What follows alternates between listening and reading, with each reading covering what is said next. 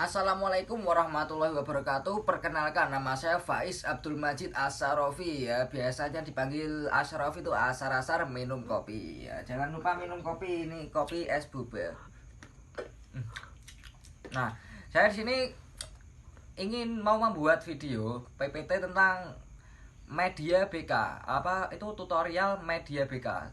Guna memenuhi tugas mata kuliah media, bimbingan, dan konseling. Nah, berikutnya ini adalah langkah-langkahnya yang saya buat berbentuk PPT, PowerPoint, dan saya videokan ya. Sosial media itu baik atau tidak ya? Ya, sebelum kita membahas eksis di sosial media, apa sih itu sosial media? Ya, sosial media adalah sebuah tempat bagi para penggunanya untuk dapat dengan mudah berinteraksi secara online. Nah, mulai dari Facebook, Twitter, Instagram, Pets, BBM, WhatsApp, Line, dan lain-lain sebagainya adalah jenis-jenis dari sosial media yang banyak digunakan kaula muda saat ini. Nah, kita tentunya kaum muda saat ini ya sudah tidak asing lagi dengan apa itu sosial media ya. Tentunya sudah tahu semua ya kan. Asiknya sosial media adalah kita itu bisa berbagi foto, berbagi cerita, berbagi pengalaman, berbagi apa saja yang ingin kita bagi di sosial media. Nah, agar semua teman atau kontak yang kita miliki tahu tentang apa yang sedang kita bagi.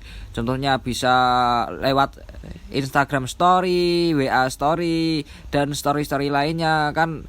Teman kita itu bisa mengetahui apa yang kita lakukan saat itu juga, dan itu mungkin bisa bermanfaat bagi mereka atau mungkin bisa mengetahui kabar kita. Dan nah, dari keasikannya itu ternyata itu ada dampak buruknya loh. Contohnya apabila kita itu tidak bisa memanfaatkan sosial media dengan baik dan benar, maka kita itu bisa terjerumus atau bahkan bisa kecanduan bermain sosial media sampai-sampai kita itu bisa lupa akan kewajiban kita sendiri, dan kita sudah kecanduan ke sosial media, apa tugas-tugas kita atau kewajiban-kewajiban kita yang seharusnya itu harus dilakukan, malah kita keasikan main sosial media. Atau mungkin yang lain yang buruk-buruk itu masih juga banyak sekali, masih ada ya. Contohnya itu yang buruk-buruk, pokoknya yang buruk-buruk itu jangan dicontoh ya teman-teman, karena itu tidak baik bagi kesehatan. Nah, ini adalah dampak-dampak akibat kita menyalahgunakan media sosial. Nah, dampaknya itu yang pertama itu ada terlalu banyak sharing. Selain sebenarnya data foto kita tidak akan bisa dihapus, meskipun kita sudah klik hapus, data atau foto itu sebenarnya akan tetap tersimpan di database server sosmed kita loh. Belum lagi kalau kita kebanyakan sharing, akan timbul komentar-komentar dan pikiran negatif orang lain tentang kehidupan kita kawan ya. Sharing sesuatu yang tidak sepantasnya, udah kebanyakan sharing. Nah, itu yang kedua teman-teman. Sharingnya hal-hal yang nyeleneh, kita harus bisa bedain kawan. Bedain mana yang lelucon menghibur atau yang bisa menyakiti orang lain. Jangan sampai yang kita sharing bikin kita kena masalah nantinya ya. Kita harus bisa sharing dengan hal-hal yang positif dan baik. Begitu teman-teman. Nah, yang kelima, kita sebagai manusia itu pasti memiliki privasi. Setiap orang pasti memiliki privasinya masing-masing. Nah, dampaknya adalah kalau apabila kita tidak bisa memanfaatkan media sosial dengan baik, itu tidak memiliki privasi. Nah, gara-gara kebanyakan sosmed kita juga bisa minim privasi. Apa-apa yang kita lakukan, orang lain pasti tahu. Ini juga bisa menimbulkan hal-hal yang tidak diinginkan, seperti tindak kriminal loh. Bisa kriminal, contohnya kita itu membuat story tentang kekayaan kita. Nah, orang yang melihat itu bisa jadi mempunyai pikiran yang negatif untuk mencuri apa yang kita punya. Nah, itu juga dampak negatifnya teman-teman. Jadi berhati-hatilah dalam menggunakan sosial media begitu. Nah, dampak yang ketiga itu ada yang kecanduan sosial media. Nah, menurut harianpost.co.id ya, kecanduan sosial media setelah diteliti oleh McMaster University di Ontario, Kanada, ternyata dikatakan sebagai gangguan mental lain. Nah teman-teman, jangan sampai kita kena mental ya teman-teman, karena kalau kena mental itu tidak baik bagi kesehatan. Nah selanjutnya yang keempat itu boros kuota. Nah berhubung kita itu masih mahasiswa atau bisa disebut juga beban orang tua, artinya uang saku kita, uang buat beli kuota itu masih dari orang tua. Jadi kita itu masih beban orang tua. Bayangkan paketan sekarang saja 1 bulan bisa habis berapa. Lah kalau belum 1 bulan sudah habis, lah apa tidak kasihan orang tua yang banting tulang akhirnya uangnya cuma habis untuk kuota. Sedih pasti nanti orang tua kita. Udah anaknya sering main HP, tidak mau ngaji, tidak mau belajar, dia karu-karuan. Nah ini solusinya teman-teman, agar tidak terkena dampak negatif dari media sosial. Nah 1.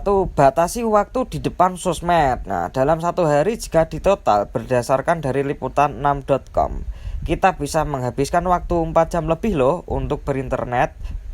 Nah bisa dibayangkan kan berapa lamanya waktu kita terbuang cuma dibuat sosmed. Nah harusnya kita itu bisa memanfaatkan waktu kita sebaik mungkin untuk belajar dan untuk ngaji begitu dan lain sebagainya.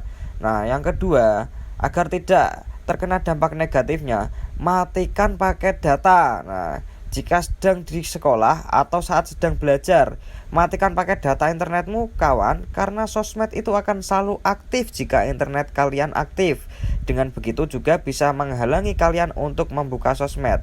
Dan juga apabila kalian semua mematikan paket data, kuota kalian tuh gak bakal habis teman-teman, kecuali emang masa aktifnya sudah habis, dan itu bisa mengirit internet kuota kita. Nah selanjutnya yang ketiga itu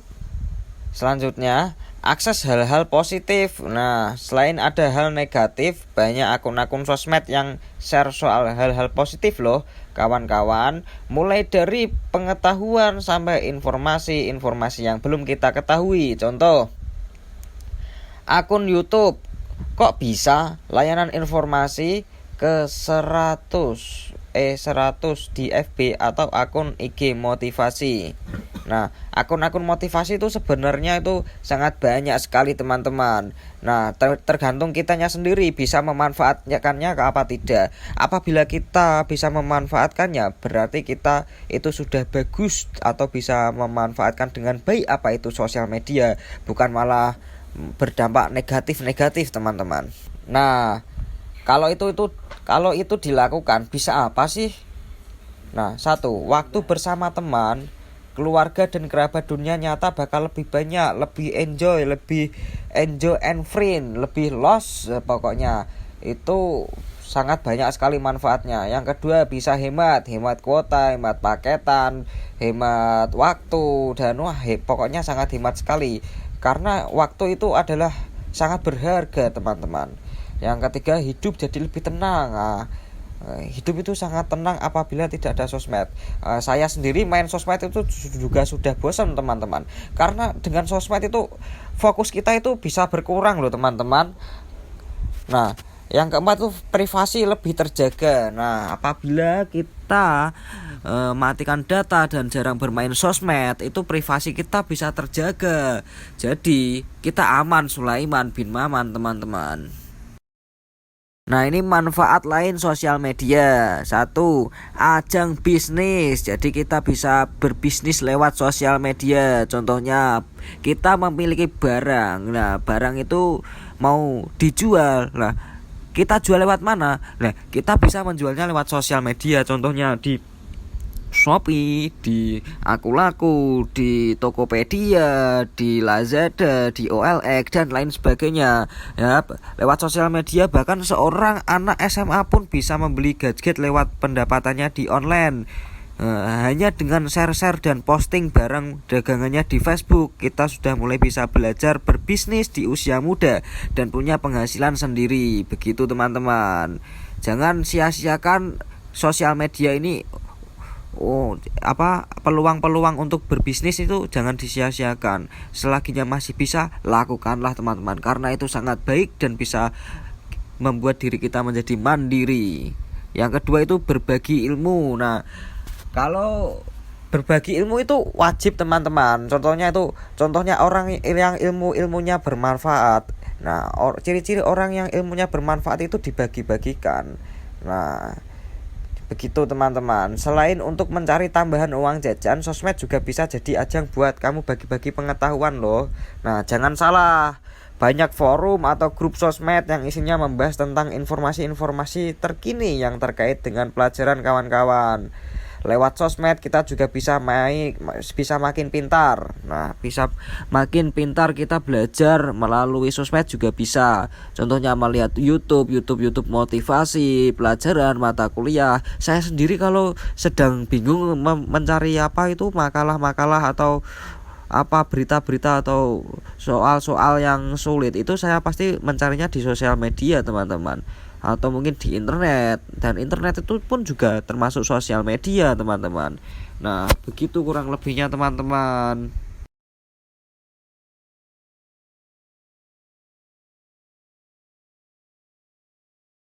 Nah, terima kasih. Yang tadi itu adalah tugas saya dan videonya sudah selesai, dan ini saya sudah selesai untuk menuju ke akhir video.